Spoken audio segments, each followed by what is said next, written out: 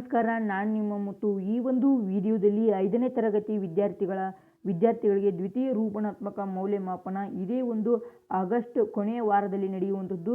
ಅದು ಕೂಡ 2025-26ನೇ ಸಾಲಿನ ಒಂದು ಪರೀಕ್ಷೆಯಾಗಿದೆ. ಇದು ಯಾವ ವಿಷಯಕ್ಕೆ ಸಂಬಂಧಪಟ್ಟಿದೆ ಅಂದರೆ ಗಣಿತ ವಿಷಯಕ್ಕೆ ಸಂಬಂಧಪಟ್ಟಿದೆ. ಇಲ್ಲಿ ಅಂಕಗಳು ಎಷ್ಟಪ್ಪ ಅಂದರೆ 15 ಅಂಕಗಳು ಇರ್ತೈತಿ. ಇದು ಲಿಖಿತ ಪರೀಕ್ಷೆ ಆಗೈತಿ. ಇನ್ನೂ 5 ಅಂಕಗಳು ನಿಮಗೆ ಮೌಖಿಕ ಪರೀಕ್ಷೆಯಲ್ಲಿ ದೊರೆಯುವಂಥದ್ದು. ಇಲ್ಲಿ ನಿಮ್ಮ ಒಂದು ಶಾಲೆಯ ಹೆಸರನ್ನು ಹಾಕಿ ಮತ್ತು ಇಲ್ಲಿ ವಿದ್ಯಾರ್ಥಿಯ ಹೆಸರು 5ನೇ ತರಗತಿ.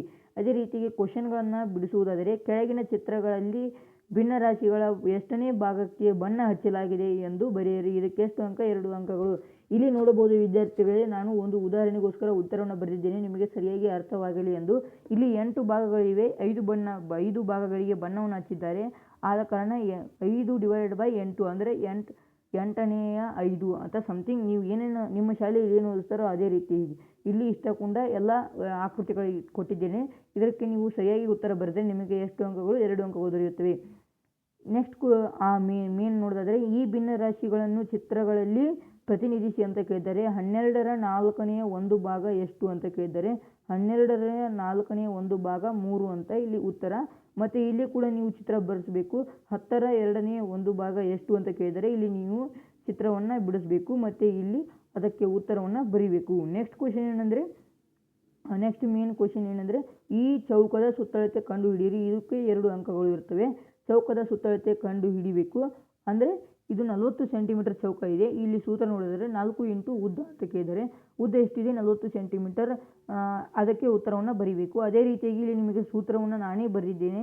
ಮತ್ತು ಆಯತದ ವಿಸ್ತೀರ್ಣ ಕಂಡು ಹಿಡಿ ಅಂತ ಕೇಳಿದರೆ ಆಯತದ ವಿಸ್ತೀರ್ಣ = 2 ಉದ್ದ 2 ಅಗಲ ಅಂತ ಕೇಳಿದರೆ ಈ ರೀತಿಯಾಗಿ ನೀವು ಇಲ್ಲಿ ಆ ಸೂತ್ರದ ಪ್ರಕಾರ ಹಚ್ಚಿ ಲೆಕ್ಕವನ್ನು ಮಾಡ್ಬೋದು. ಮತ್ತು ಅದೇ ರೀತಿಯಾಗಿ ಇಲ್ಲಿ ಸಮಸ್ಯೆ ಬಿಡಿಸಿ ಅಂತ ಕೇಳಿದ್ದಾರೆ. ವೇಟ್ ಮಾಡಿ.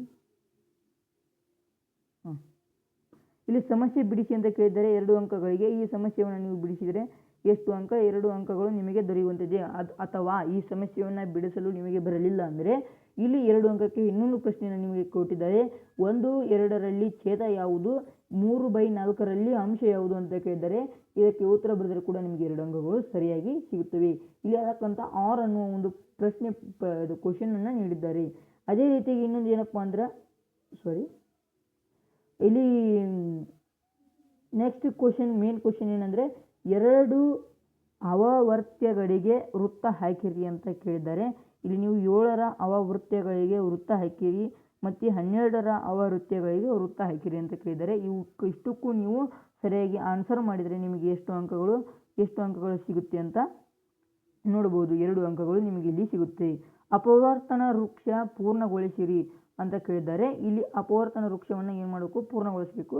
ಇಲ್ಲಿ ಇದಕ್ಕೂ ಕೂಡ 2 ಮಾರ್ಕ್ಸ್ ಇರುತ್ತೆ. ಇಲ್ಲಿ ಮಾಡಿದ್ದೇನೆ ನೋಡಿ ಸರಿಯಾಗಿ ಒಂದು ಉದಾಹರಣೆ ನೀಡಿರ್ತೀನಿ. ಅದೇ ರೀತಿಯಾಗಿ ಇವೆಲ್ಲ ಅಪವರ್ತನ ವೃಕ್ಷಗಳನ್ನು ನೀವೇನು ಮಾಡಬೇಕು?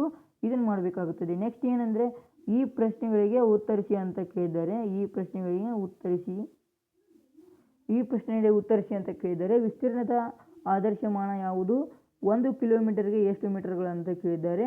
ಇವಕ್ಕಿಷ್ಟಕ್ಕೂ ಕೂಡ ನೀವು ಉತ್ತರ ಕೊಟ್ಟರೆ ಏನಪ್ಪ ಅಂತಂದರೆ ನಿಮಗೆ ಎಷ್ಟು ಅಂಕಗಳು ದೊರೆಯುತ್ತವೆ ಅಂದರೆ 1 ಅಂಕಗಳು ದೊರೆಯುತ್ತವೆ. 2ಕ್ಕೂ ಕೊಟ್ಟರೆ. ನೋಡಿದ್ರಲ್ಲ ವಿದ್ಯಾರ್ಥಿಗಳು ಯಾವ ರೀತಿಯಾಗಿ ಒಂದು ಈಸಿಯಾಗಿ ಒಂದು ಕ್ವಶನ್ ಪೇಪರನ್ನು ರೆಡಿ ಮಾಡಿದ್ದೀನಿ ಅಂತ. ಇದೇ ರೀತಿಯಾದ ಹೆಚ್ಚಿನ ವಿಷಯದ ವಿಡಿಯೋಗಳಿಗಾಗಿ ಹೆಚ್ಚಿನ ತರಗತಿಯವರ ವಿಡಿಯೋಗಳಿಗಾಗಿ ನಮ್ಮ ಚಾನಲನ್ನು ಈ ಕೂಡಲೇ ಸಬ್ಸ್ಕ್ರೈಬ್ ಮಾಡಿ ಇಟ್ಕೊಳ್ಳಿ.